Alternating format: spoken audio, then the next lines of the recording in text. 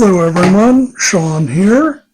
I post as the Feral Witch of the Wilds because the Wilds is where I grew up and very definitely feral. So this presentation is going to be a multi-part. I'll post all of the segments at the same time, limiting it to no more than 15 minutes per segment. In part that has to do with camera management. It's also a courtesy to you because that means you can watch in segments because the odds are you're busy. So the topic is rain, making it rain. It can also be used to make it stop rain, snow, and all address that. But primary focus is going to be here in my shrub steppe desert, and I need some rain. Usually to knock down the fire risk, knock down the wildfires that are endemic in this area every summer at this point, and help clean up the air. So I've already talked about the idea that there's looking at the system, which is what this is going to be, or looking simply, here's a recipe right here. This is actually a bread recipe I've developed. I'll go ahead and put it in the description just in case anyone wants to try it, so you're not trying to read it off from the video here. The thing on this, you follow these directions and you put it into a bread making machine. Yes, I cheat at this point in my life. I use a bread machine rather than doing everything by hand. You tell it it's the whole wheat cycle and it's a 2-pound loaf. If you put all of this in there, you hit start, you get a loaf of bread out of it. You don't have to understand what any of this does, what the yeast does, why there's a sugar source, why there's oil, why salt is a good idea, why whole wheat flour here, it's 1 part hard red to 2 parts soft white. Or why there's gluten added here. You don't have to know any of that. You just follow this, you hit start, and with my machine about 3 hours later, you have a loaf of bread. But let's say it's not quite what you want. Well, this recipe is actually through multiple iterations derived from a recipe I found online as a starting point when I got this bread machine. And I tried it. I didn't really like it. For one thing, it was not whole wheat flour in the least. And I don't really like breads that are like that. I had way too much sugar, way too much salt.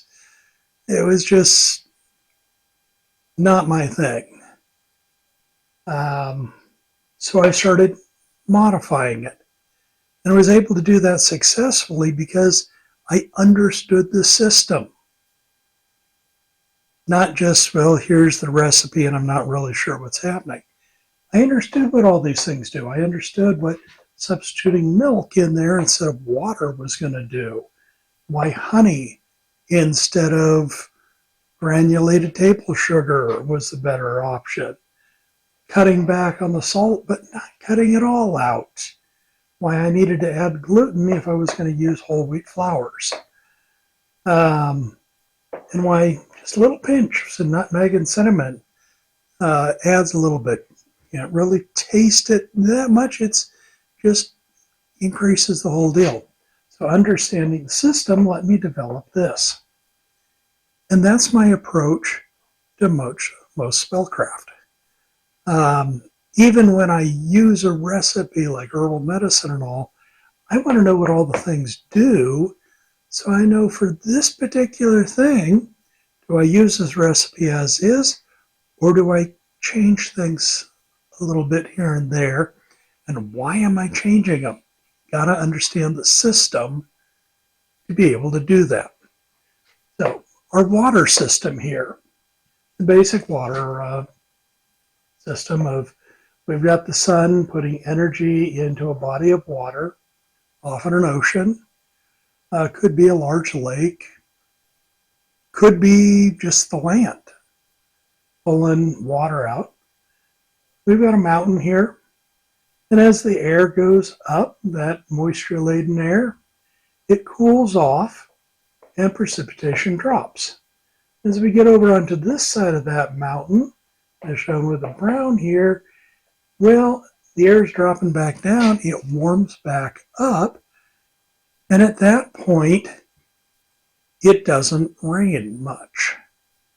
Sometimes not at all for extended periods of time. And we get this dry zone. Where I'm at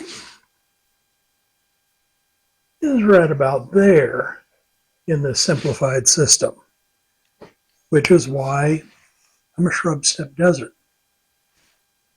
So what I'm going to do now, shut off this segment, erase this, set up the actual situation that I have here, and talk you through the approach I use and the steps that I write into the spell to achieve what I want, and also some things that I have to consider. Because if you do this wrong, well, you can cause a lot of problems. Massive flooding, debris flows, a lot of damage. So that's where we're at there.